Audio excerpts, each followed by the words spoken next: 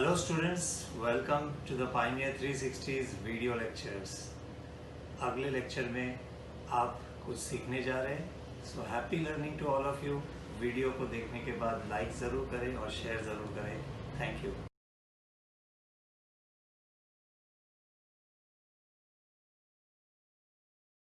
Driving force is infinitesimally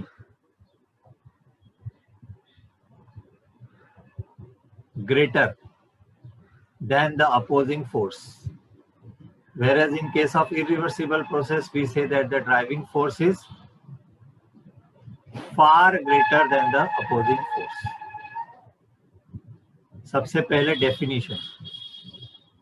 दूसरी बात, irreversible process के बारे में हम बोलते हैं कि इरिवर्सिबल प्रोसेस में मैक्सिमम वर्क नहीं होता.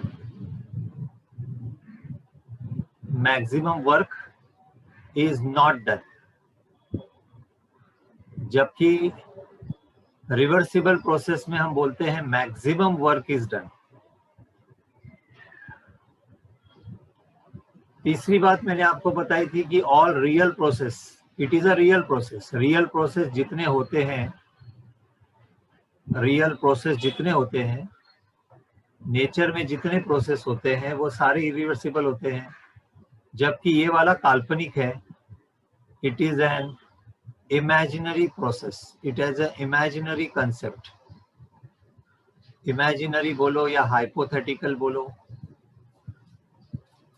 हाइपोथेटिकल कंसेप्ट है ये रियल में होता नहीं है. ये हमें सिर्फ कल्पना करना है, सोचना है कि अगर ऐसा हुआ तो.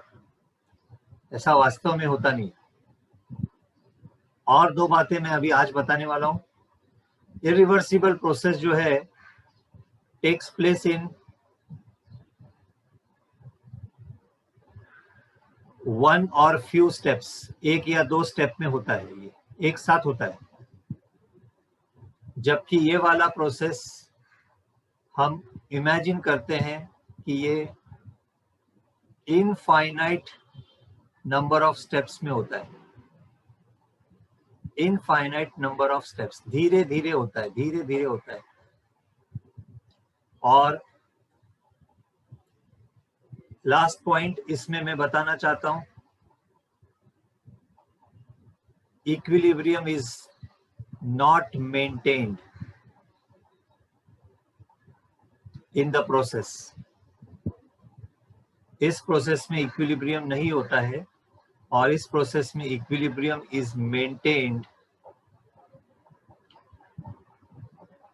एट एवरी स्टेप, या एवरी स्टेप ही लिख देते, एवरी स्टेप. हर वक्त, all the time equilibrium is maintain. Note कर ले इसको. I will explain as the points unfold. आगे जैसे जैसे टॉपिक आएगा मैं इसके बारे में बताते जाऊंगा आपको.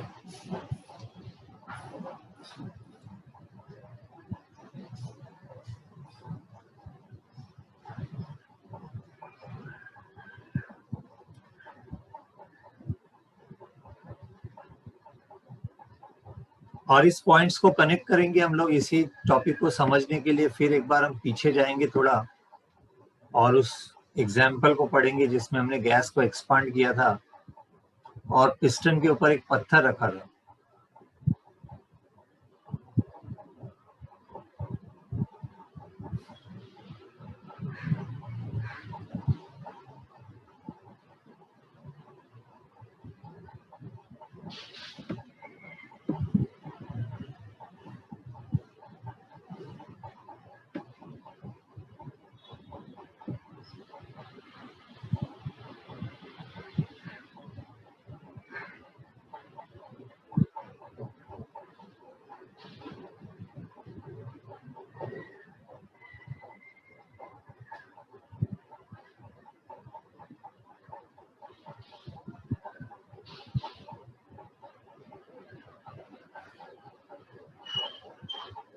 Now I will explain the last 3 points. आखिरी 3 पॉइंट्स में वापस समझाऊंगा।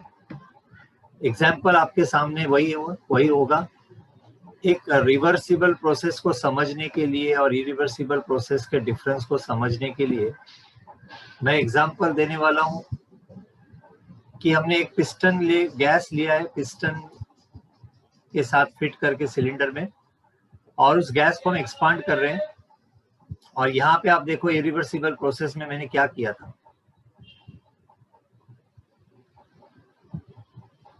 इरिवर्सिबल प्रोसेस में मैंने आपको बताया था कि एक पिस्टन है जिसके ऊपर एक पत्थर रखा हुआ है, और वो पत्थर एकदम से हटा दिया हमने। पत्थर एकदम से हटा दिया तो गैस यहाँ पे था, पहले गैस यहाँ पे था। जैसे ही पत्थर हटाया पिस्टन मूव हो गया और गैस यहाँ से यहाँ पहुंच गया, वॉल्यूम V1 से V2 हो गया। ये 1 स्टेप में हो गया, एक स्टेप में हो गया।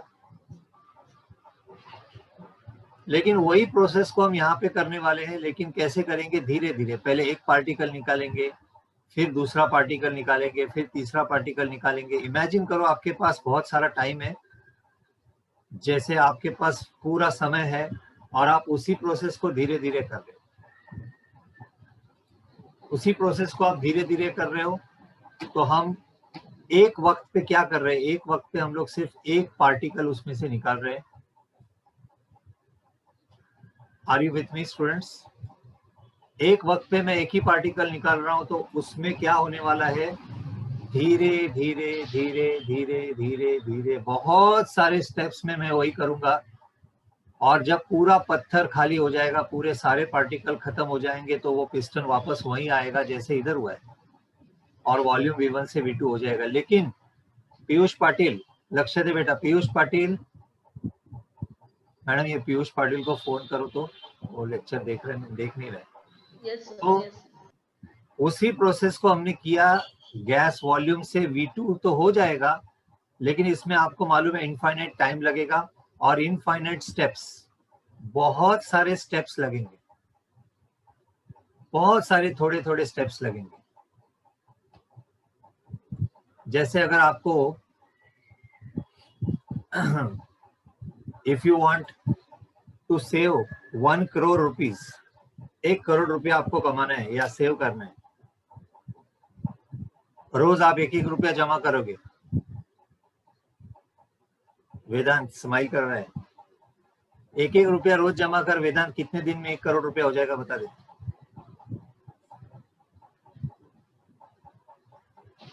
नहीं ना, बहुत बड़ा नंबर है, इतना तो है ना। मेन चीज क्या है? मेन चीज ये है कि उसमें एक वक्त पे हम थोड़ा सा चेंज कर रहे हैं ना, तो धीरे धीरे धीरे इनफाइनाइट नंबर ऑफ स्टेप्स लगेंगे। तो वेदांत तेरा आंसर होगा इनफाइनाइट। 1 करोड़ करने के लिए हमें बहुत ज्यादा बड़ी संख्या लगेगी। 1-1 रुपया के हिसाब से 1 करोड़ दिन लगेंगे, 1 करोड़ दिन लगेंगे। तो 1 crore is a big number. अभी इस प्रोसेस में आपको ये भी मैंने बताया कि इक्विलिब्रियम मेंटेन होता है। इक्विलिब्रियम मेंटेन होता है मतलब क्या? इक्विलिब्रियम मेंटेन होता है मतलब जब कोई छोटा बदलाव होता है तो ज्यादा फर्क पड़ता है क्या? आशीर, तू अगर रोज 1 रुपया सेव करेगा तो तुझे ज्यादा फर्क पड़ने वाला है क्या? तेरे पैसे एकदम से कम होने वाले हैं क्या? तू जेब में से 1 रुपया डाल देगा तो तुझे मालूम भी नहीं पड़ेगा। इसका मतलब तेरे लिए 1 रुपया सेव करने से क्या नहीं फर्क पड़ रहा है? फर्क पड़ रहा है तेरे लिए?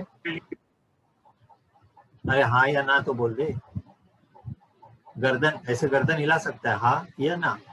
1 रुपया डालने से फर्क नहीं पड़ रहा है ना, क्योंकि वो तेरे लिए इतनी छोटी चीज है कि ओवरऑल फर्क नहीं पड़ता।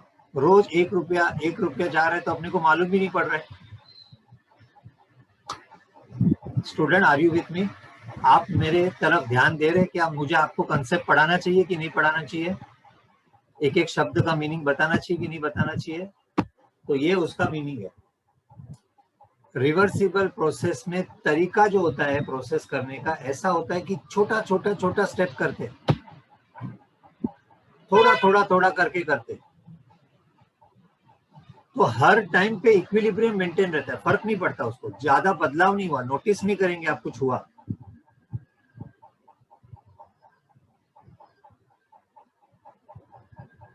इरिवर्सिबल प्रोसेस में एक झटके में हो जाता है। इरिवर्सिबल प्रोसेस का मतलब आपको अचानक से बोल दिया 1 करोड़ रुपया दे दो, तो आपको लोन लेना पड़ेगा, एकदम से आपको भारी पड़ेगा। दैट इज इमीडिएट चेंज, बदलाव, बड़ा बदलाव होगा। बस हो गया, आई थिंक बहुत ज्यादा समझाने से भी फायदा नहीं है। So let's go ahead now. So this is all about reversible and irreversible process. Now we are going to understand. Please आपने अगर किसी ने ये नहीं लिखा है तो लिख लो। जो बच्चे बार बार अंदर बाहर कर रहे हैं, प्लीज ऐसा मत करो। लेक्चर ठीक से अटेंड करो। दिन में सिर्फ 2 लेक्चर दे रहे हैं आपको हम लोग, दिन में सिर्फ 2 लेक्चर दे रहे हैं। ठीक से अटेंड करो लेक्चर बच्चों। Now the discussion will be on nature of heat and work. Nature of heat and work.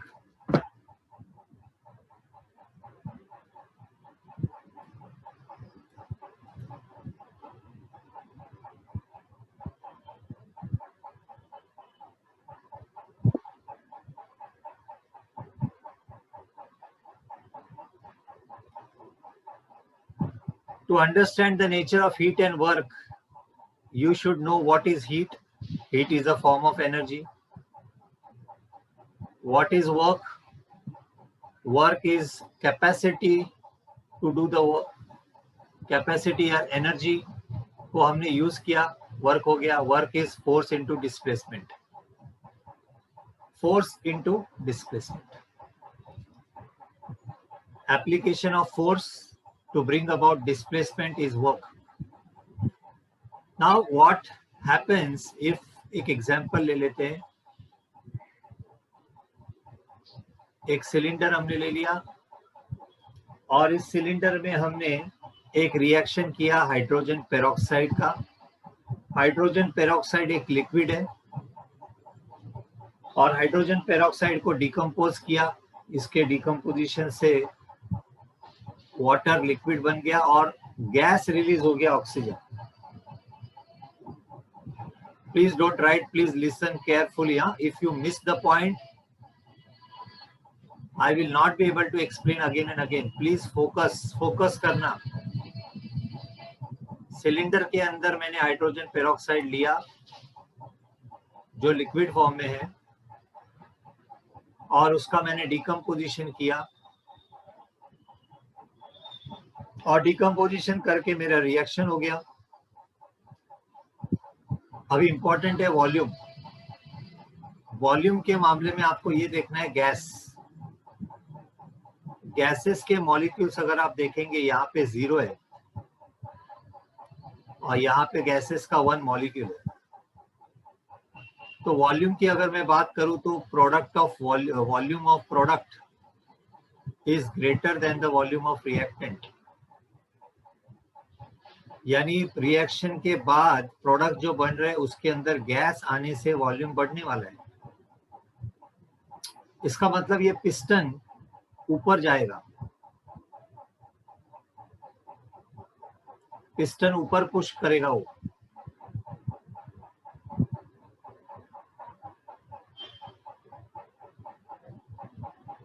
Piston को इसने ऊपर पुश किया, इसका मतलब ये जो सिस्टम है हमारा, ये हमारा जो सिस्टम है इसने काम किया, सिस्टम ने वर्क किया, ऐसा हम बोल सकते हैं। क्या हम ऐसा बोल सकते हैं सिस्टम ने वर्क किया? क्योंकि वर्क का डेफिनेशन ये कहता है कि there should be a force and there should be a displacement. अगर आप सहमत हो तो थम्स अप दे दो।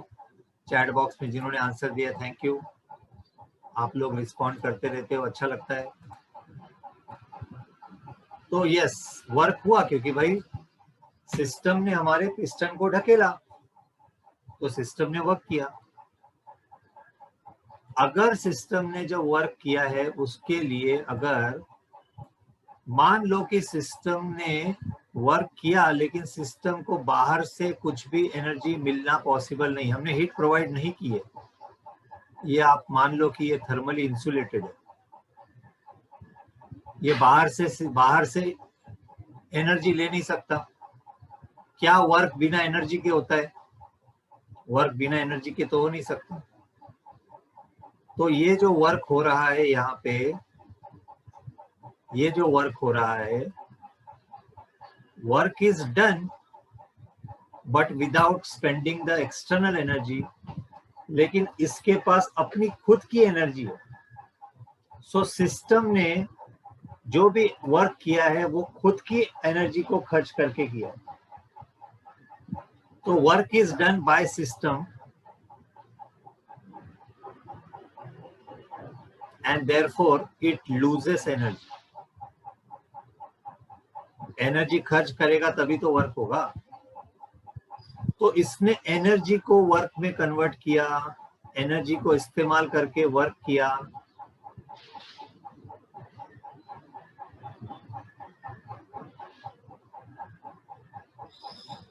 तो क्या हम वर्क को भी एक तरह की एनर्जी मान सकते हैं?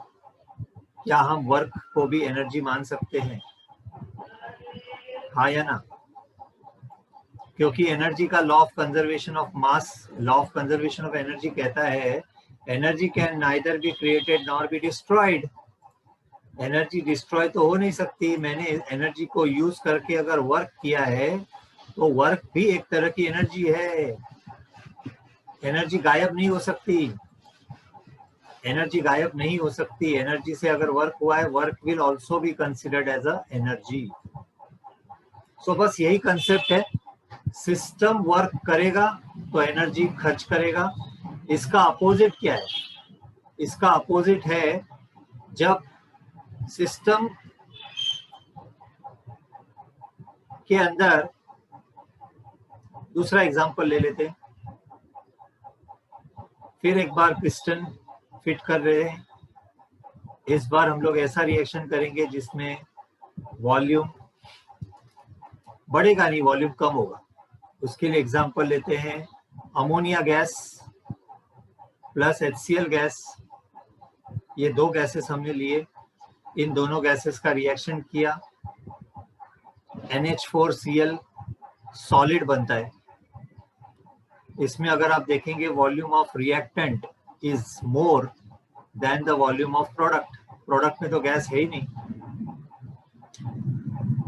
सो इसमें volume of reactant is greater का मतलब इसमें पिस्टन नीचे आएगा, वॉल्यूम कम होने वाला है। इसमें आपका जो सिस्टम है, वर्क इज डन, इसमें भी वर्क हुआ लेकिन किसने कम किया? Work is done by surrounding on system. Surrounding काम कर रहा है, इसमें सराउंडिंग खर्च कर रहा है, सराउंडिंग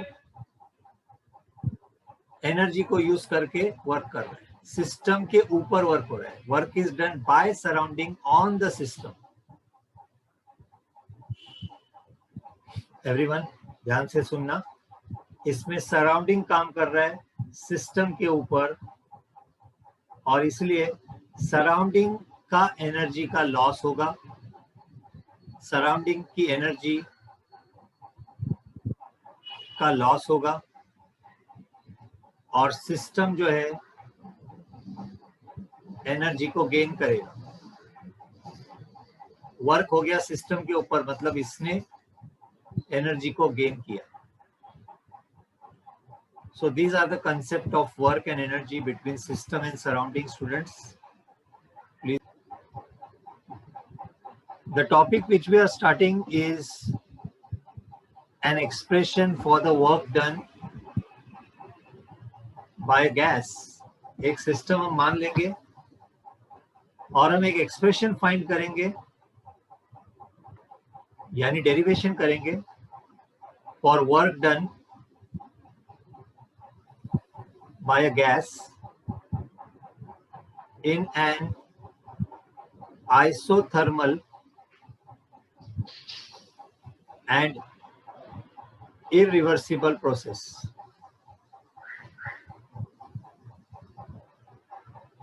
हम एक इरिवर्सिबल प्रोसेस लेने वाले हैं जो रियल में होता है, लेकिन आइसोथर्मल, जिसमें टेम्परेचर सिस्टम का कांस्टेंट रहता है। सिस्टम टेम्परेचर का कांस्टेंट रहता है टेम्परेचर सिस्टम का बदलने वाला नहीं है, आइसोथर्मल प्रोसेस, और हम इरिवर्सिबल प्रोसेस करेंगे, नॉर्मल प्रोसेस करेंगे। और उसके लिए मैं एक सिलेंडर में गैस लूंगा और बहुत ही सिंपल प्रोसेस करूंगा, उसको एक्सपांड करूंगा।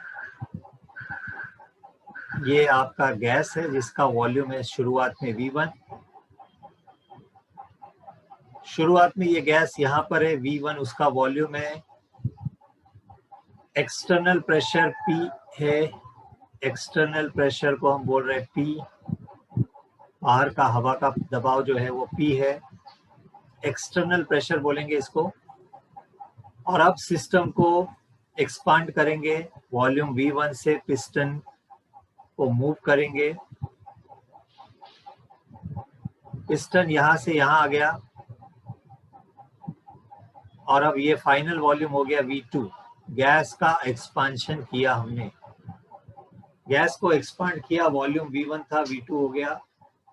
अब इस प्रोसेस में सिस्टम को आइसोथर्मल प्रोसेस करना है, तो एक बात याद रखना, आइसोथर्मल प्रोसेस का मतलब system can exchange heat with the surrounding.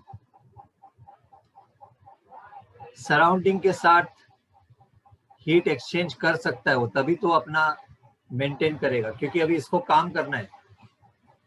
एक एग्जांपल सुनो ध्यान से, अगर किसी गैस को आपको एक्सपांड करना है तो आपको एनर्जी चाहिए, काम करना है ना, काम करने के लिए एनर्जी चाहिए। एनर्जी चाहिए तो वो क्या करेगा, सराउंडिंग से हीट लेगा। अगर हम इस सिस्टम को हीट करते हैं, हीट बाहर से, तो ये सिस्टम बाहर से हीट को ले लेगा, बाहर से हीट को लेके उस हीट की मदद से वर्क करेगा। अपना टेम्परेचर सिस्टम चेंज नहीं करेगा, अपना पैसा खर्च नहीं करेगा, अपनी एनर्जी खर्च नहीं करेगा। आइसोथर्मल में प्रोसेस में क्या होता है, हमें जो भी चाहिए वो हम बाहर से लेंगे। टेम्परेचर सिस्टम को अगर एनर्जी चाहिए बाहर से ले लेगा, खुद की खर्च नहीं करेगा। अरे यार students, why are you just coming and going again and again? Madam क्या हो रहा है, व्हाट इज हैपनिंग? एक minute, I just pause sir. So we are talking about the expansion of a system. एक गैस है जो expand कर रहा है, उसको जो भी हीट चाहिए वो बाहर से ले लेगा। इंपॉर्टेंट क्या है, उसने एक्सपांशन किया और यहाँ पे हम लोगों ने वर्क किया है, तो वर्क का आपको फॉर्मूला मालूम है, work done by gas, formula is force into displacement. Force और डिस्प्लेसमेंट को समझने के लिए हम ये करेंगे कि यहाँ पे जो पिस्टन है, पिस्टन, इस पिस्टन का एरिया ऑफ क्रॉस सेक्शन हम ले रहे हैं ए। ये पिस्टन गोल होता है, सिलेंडर गोल होता है, ऐसा गोल है, इसका एरिया, क्रॉस सेक्शन का एरिया है ए। और ये जो पिस्टन यहां से यहां चला गया, पिस्टन का जो डिस्प्लेसमेंट हुआ उसको हम ले लेते हैं डी या एल। आपके बुक में दिया है डी, तो डी ले लेता हूं, डी डिस्प्लेसमेंट डी। पिस्टन कितना मूव हुआ, यहां से यहां गया पिस्टन। सो वर्क डन का फॉर्मूला हो जाएगा फोर्स इंटू डिस्प्लेसमेंट। फोर्स का मतलब होता है प्रेशर अपॉन एरिया। याद रखो, force is nothing but, sorry, pressure का डेफिनेशन है force upon area. So force की जगह पे मैं लिख सकता हूं प्रेशर इंटू एरिया। फोर्स की जगह पे मैं लिख सकता हूं pressure applied into area into D. A क्या है, एरिया। ए ये एरिया, क्रॉस सेक्शन का जो पिस्टन का एरिया, जितने एरिया पे प्रेशर है वो area of cross section A. तो फोर्स की जगह पे मैंने लिख दिया प्रेशर इंटू एरिया। अब आप ध्यान से देखोगे, ए इंटू डी का मतलब क्या है, ये जो एरिया है, एरिया को अगर मैं डी से मल्टीप्लाई करूंगा तो मुझे क्या मिलेगा? ए इंटू डी को मैं मल्टीप्लाई करूंगा तो मुझे मिलेगा change in volume. Change in volume, volume का फर्क है V2 माइनस V1। देखो ये जगह है V2 माइनस V1। तो बस यही है हमारा फॉर्मूला, वर्क डन का फॉर्मूला हमको मिल गया। Work done is given by the formula P delta V। Delta V क्या है? Area into displacement. ये डिस्प्लेसमेंट, पिस्टन यहां से यहां गया, इतने एरिया के अंदर गया, तो ये टोटल पूरा वॉल्यूम है। पूरा कितना वॉल्यूम गैस का चेंज हुआ। सो ये डेरिवेशन वैसे तो 2 स्टेप का है, लेकिन इसके लिए आपको शुरुआत में एज्यूम करना है that there is a gas, initial volume is V1। सब कुछ आपको मान लेना है कि इनिशियल वॉल्यूम है V1, फाइनल वॉल्यूम है V2, पिस्टन बट बिठाया हुआ है, एक्सटर्नल प्रेशर है P, और जो पिस्टन का एरिया ऑफ क्रॉस सेक्शन है वो है A। ये सब बातें आपको नोट्स में मिल जाएगी। प्लीज आप लोग घर पे लिख लेना, थोड़ी सी जगह छोड़ देना। इसमें एक्सप्रेशन फॉर वर्क डन लिखने के बाद आप 4 या 5 लाइन छोड़ देना, और वो 4-5 लाइन में वो मैटर लिख देना। अभी आप फिलहाल ये लिख दो, टाइम बचाने के लिए हम ये कर रहे हैं। We are saving time, everyone with me. सुनना, एक्सटर्नल प्रेशर मैंने बताया सिस्टम के लिए, एक्सटर्नल बाहर से प्रेशर है PXT। EXT लिखने का, EXT मतलब बाहर वाला प्रेशर। तो क्या आपको मालूम है ये गैस का प्रेशर कितना रहेगा? गैस का प्रेशर भी उतना ही रहता है। ये पिस्टन यहाँ पे है क्योंकि दोनों प्रेशर बैलेंस में है। ये गैस का प्रेशर है। अभी वर्क करने के लिए खाली प्रेशर इस दिशा से जाएगा, इधर। तो आपको मैं ये बताना चाहता हूं कि गैस का जो प्रेशर होगा, यहाँ पे जो प्रेशर है, ये प्रेशर ऑफ गैस कितना होगा? जो P एक्सटर्नल प्रेशर है माइनस में रहेगा, वही सिर्फ माइनस साइन लगाने का। जितना एक्सटर्नल प्रेशर है खाली साइन माइनस लगाने का, क्योंकि अपोजिट डायरेक्शन में है। अपोजिट डायरेक्शन में, इसलिए प्रेशर ऑफ गैस की जगह पे मैं लिख सकता हूं -P एक्सटर्नल। यहाँ पे प्रेशर गैस का था, अब मैंने उसको रिप्लेस कर दिया, W का फॉर्मूला लिख दिया -P, लेकिन EXT और डेल्टा V। तो हमारे लिए नया फॉर्मूला मिल गया, W is equal to minus external pressure into delta V, जिसका मतलब ये भी हो सकता है -P EXT V2 minus V1। Delta V का मतलब है V2 minus V1, final volume minus initial volume. Difference of volume, पहले कितना था V1, बाद में कितना हो गया V2। V2 की वैल्यू बड़ी है तो V2 माइनस V1 मतलब delta V। Are you with me, students? Are you with me? And this is the derivation for the work done by a gas in an isothermal irreversible process. Units, let's understand units to solve numericals. We are going to deal with the pressure, work, volume, etc. So when we are going to deal with pressure, volume and work, let me share with you some very important things. सबसे पहली चीज, units of volume. Volume को major करने के लिए units कौन से होते हैं? सबसे बड़ा यूनिट है metre cube. 1 metre cube 1000 DM cube से बनता है। DM क्यूब का मतलब litre. So 1 meter cube is equal to 10⁻³ DM cube. DM cube का छोटा यूनिट है CM क्यूब, 1000 गुना कम CM क्यूब। CM क्यूब का मतलब है मिलीलीटर। तो volume will be measured in 3 units, metre cube, DM cube, litre. बहुत बार कभी लीटर होगा, कभी मिलीलीटर होगा, कभी मीटर क्यूब होगा, और इनका रिलेशनशिप आप ऐसे समझ सकते हैं।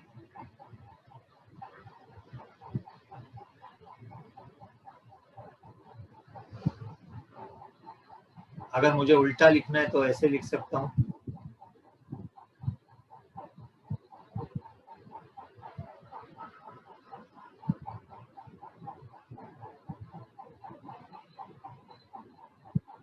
ये हो गया unit of volume.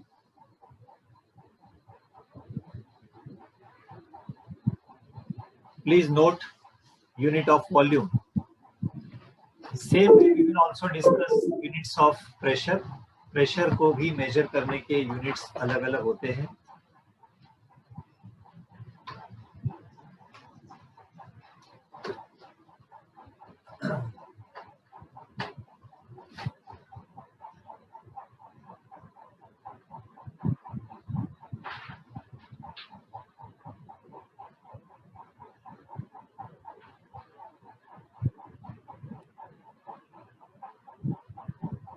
In case of pressure, we most of the times use the atmosphere, but 1 atmosphere is not the SI unit. 1 atmosphere is equal to 101.325 kilopascal. And kilopascal can be converted into Pascal by multiplying with 1000.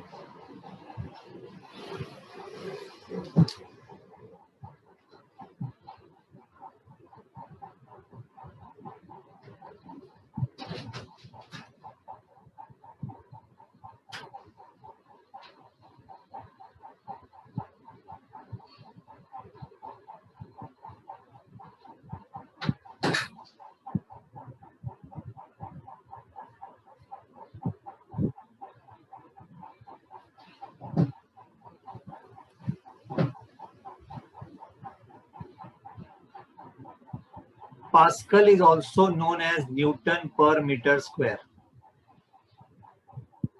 Pascal is also known as Newton per meter square.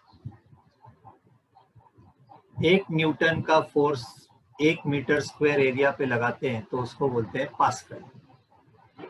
तो ये pascal is the SI unit.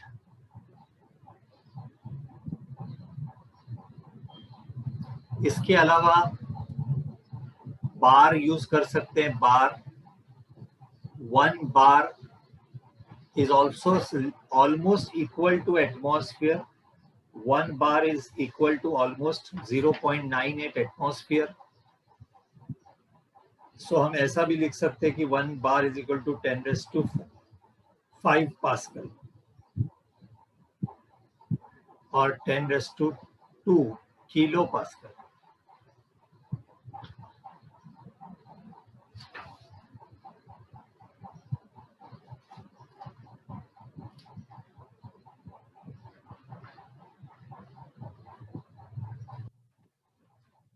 जरूरत के हिसाब से हम इसको change कर सकते हैं। कौन सा यूनिट कब लेना है, we will decide that, I will tell you. ये हो गया प्रेशर वॉल्यूम का unit. Now the most important thing is the unit of work.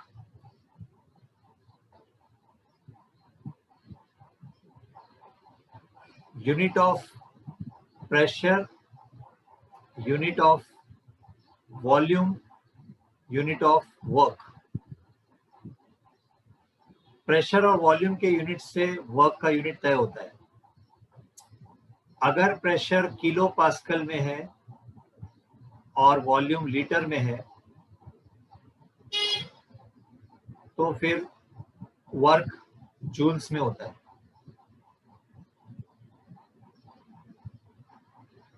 या फिर पास्कल,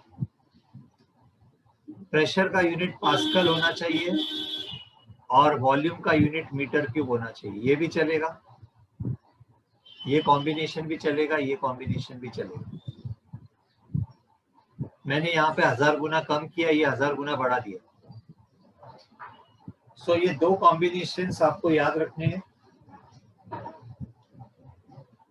वर्क का यूनिट और एनर्जी का यूनिट सेम रहता है बिकॉज एनर्जी से ही वर्क होता है। Heat, energy, work units are same, joule.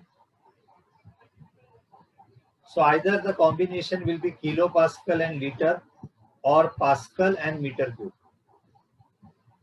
Another combination possible is unit of pressure is in atmosphere and volume is in liter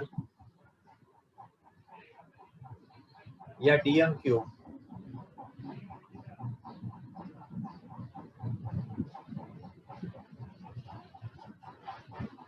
then we can say that the unit of work done is at liter atmosphere.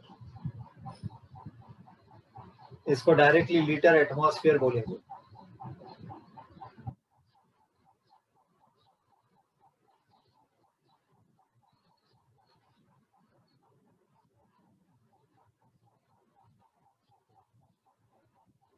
Now I will just ask you one question and make you think, and you have to tell me 1 liter atmosphere is equal to how many joules? Think and tell me. Whatever you understand, you try to tell. 1 liter atmosphere is equal to how many joules? Let us see how many of you can think about it.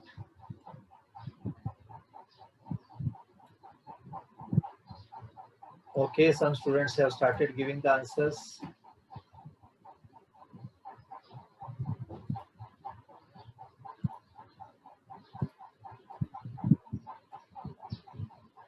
हर्ष ने, आसिफा ने answer दिया, सिद्रा ने answer दिया, but ये answer right नहीं है. Adit घोड़के, congratulations, क्या बात है अदित. अदित ने बाजी मार ली है. वेल डन बेटा, well done. Very tough question. पूरे मैच में तूने आंसर दिया. अरीशा ने भी आंसर दिया है. सो अरीशा एंड आदित, क्या बात है. एटमॉस्फेयर को किलो पास्कल में कन्वर्ट करना था. So the answer student is 101.325. बहुत सिंपल बात थी. अगर आपने ध्यान से देखा होगा, आपको ये देखना चाहिए था कि मुझे अगर लीटर एटमॉस्फेयर को जूल में कन्वर्ट करना है, लीटर एटमॉस्फेयर में मेरा ये तो लीटर ही है ऑलरेडी, वॉल्यूम तो लीटर में ही है. सिर्फ मुझे एटमॉस्फेयर को किलो पास्कल में कन्वर्ट करना है, बाकी तो कुछ करना नहीं है. तो एटमॉस्फेयर को किलो पास्कल में कन्वर्ट करने के लिए 101.325 is the answer. So Adit and Sumiksha and all those students who gave Arisha right answer. क्या बात है. Superb. Please note down all these things and then we will solve some questions.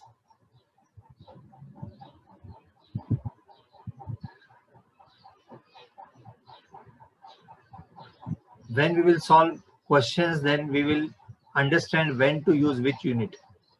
कौन सा unit कब इस्तेमाल करना है वो क्वेश्चन पे डिपेंड करेगा, हमारे डेटा पे डिपेंड करेगा, हमें क्या दिया गया है, क्या पूछा है, उस पे डिपेंड करेगा.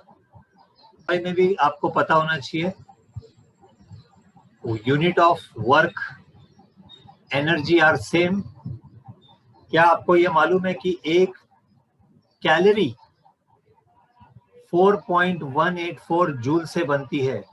ये भी आपको नोट करना है. 1 calorie is equal to 4.184 joule, because sometime the question may be asked that you find out the work done in calorie. पहले जूल में फाइंड करो, बाद में कैलोरी में कन्वर्ट कर देना.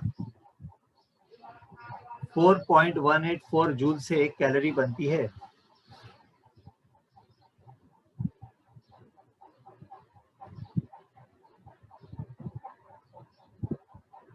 So yes, students, are we ready now? Okay, so let's begin and take a simple question, a simple numerical, to understand how we apply the formula, how we apply the values. So the question is, calculate the work done by a gas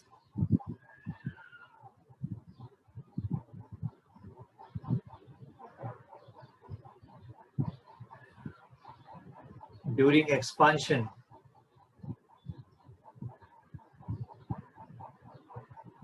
from 10 dm cube to 20 dm cube against a constant external pressure of 2 atmosphere.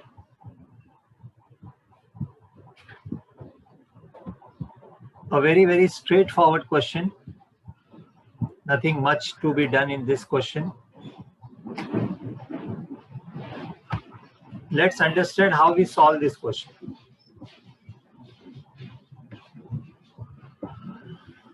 So the most important thing, student, is always remember that you have to write the data given. Given में आपको मिला है V1. Initial volume is 10 dm cube. Final volume is 20 dm cube. And the constant pressure. Hello? Yes.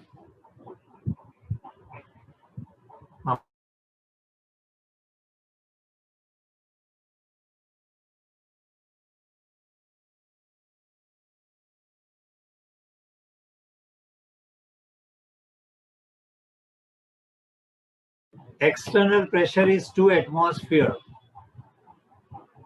These are the things given. And they have asked us calculate the work done by a gas in expansion. याद रखना expansion का question रहेगा तो sign convention minus में होगा. Work done के लिए आपको माइनस साइन को कुछ करना नहीं है. माइनस साइन आखिर तक वैसा ही रहेगा और आपका वर्क माइनस में ही रहेगा. For expansion always the work is negative. W is negative. याद रखो ये बात. एक्सपांशन में माइनस साइन को कुछ मत करना. प्रेशर दिया है 2 एटमॉस्फेयर. अब मुझे कन्वर्ट करना पड़ेगा ये किसमें? किलो पास्कल में. किलो पास्कल में मैं इसको कन्वर्ट करूंगा क्योंकि मुझे आंसर जूल में फाइंड करना है. तो मैं वैल्यू लिखूंगा 2 × 101.325 किलो पास्कल और फिर मल्टीप्लाई करूंगा लीटर्स के अंदर वॉल्यूम है 20 - 10 लीटर. अब मेरा आंसर जो आएगा वो आएगा 2 × 101.325 × 10. ये जो मेरा आंसर होगा ये आंसर जूल में होगा. Minus it will be 202.65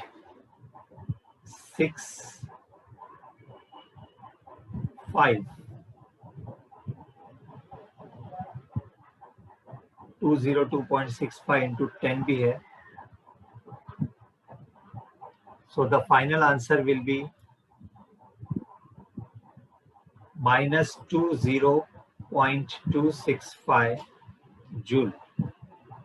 So this will be the work done in joule.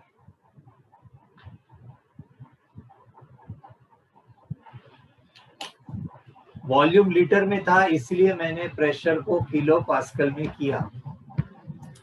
Volume litre में होगा तो प्रेशर किलो पास्कल में लेना है. Sir hello. यस बेटा बोलो. सर पॉइंट राइट साइडला shift. Sorry students, I did a mistake. Answer के अंदर वैल्यू पॉइंट को मैंने कम नहीं करना है, बढ़ाना है ना. So answer will be 2026. Correction -2026.5 sorry joules. ये 10⁻⁻1 समझ लिया मैंने. ये तो 10 है.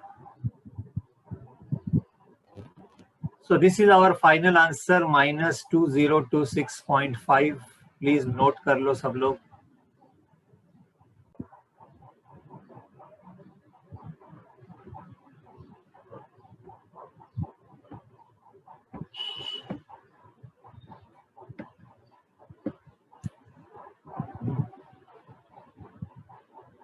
Three moles of an ideal gas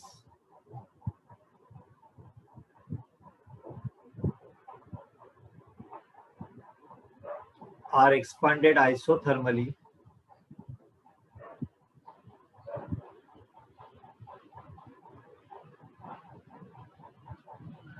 from 15 dm cube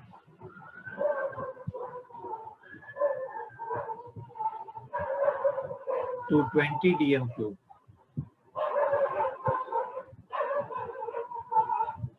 at a constant external pressure.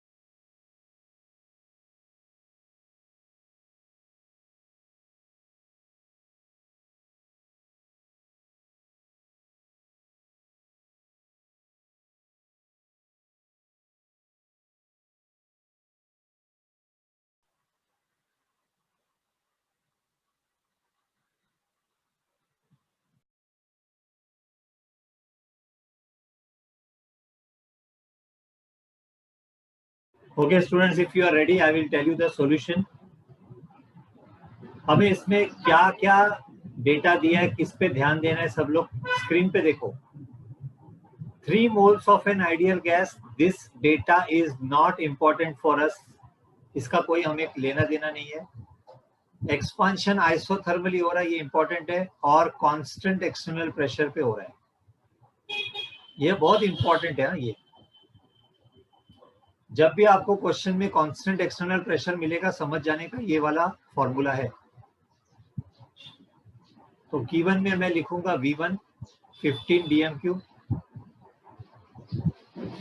Expansion है 20 dm cube, constant external pressure PEXT की वैल्यू है 1.2 बार. बस एटमॉस्फेयर की जगह पे बार है, बाकी कुछ फर्क नहीं है यहाँ पे. और वर्क डन फाइंड करना है, लेकिन वर्क डन फाइंड करना है मुझे dm क्यूब बार में. बहुत सिंपल है. वर्क डन का फॉर्मूला है मेरा PEXT माइनस लेना है डेल्टा V. अगर मुझे dm क्यूब और बार में चाहिए तो मैं dm क्यूब और बार में ले लूंगा, यानी वॉल्यूम में dm क्यूब में लूंगा और प्रेशर बार में लूंगा, तो मेरा यूनिट होगा dm क्यूब बार. जैसे लीटर एटमॉस्फेयर होता है वैसे ही dm क्यूब मतलब लीटर. लीटर बार में पूछा है ना, तो लीटर बार में पूछा है तो वैसे ही ले लो. 1.2 बार में प्रेशर है, बार में लेने का, वॉल्यूम लीटर में लेने का, डिफरेंस 5 का है, 5 dm क्यूब का फर्क है. तो बस बहुत सिंपल आंसर है. 6 is the answer. So -6 dm cube bar is the answer. लेकिन आंसर जूल में भी पूछा है. अगर जूल में पूछा है तो मुझे क्या करना पड़ेगा? अगर आंसर जूल में चाहिए तो मैं वापस वही फॉर्मूला लूंगा. फॉर्मूला तो वही रहेगा, फॉर्मूला वही रहेगा. सर हाँ मैडम बोलो. Sorry sir disturb sir. Last 5 minutes sir. So the pressure is, किस में लेना चाहिए प्रेशर को मुझे? dm क्यूब है यहाँ पे, तो मुझे किलो पास्कल चाहिए. किलो पास्कल चाहिए तो मुझे 10⁻² से मल्टीप्लाई करना पड़ेगा, 100 से मल्टीप्लाई करना पड़ेगा. बस हो गया, सिंपल. मेरा काम हो गया है. 1.2 इंटू 10⁻² इंटू 5 dm क्यूब, ये मेरा आंसर जूल में आएगा. So the answer is -600 joule.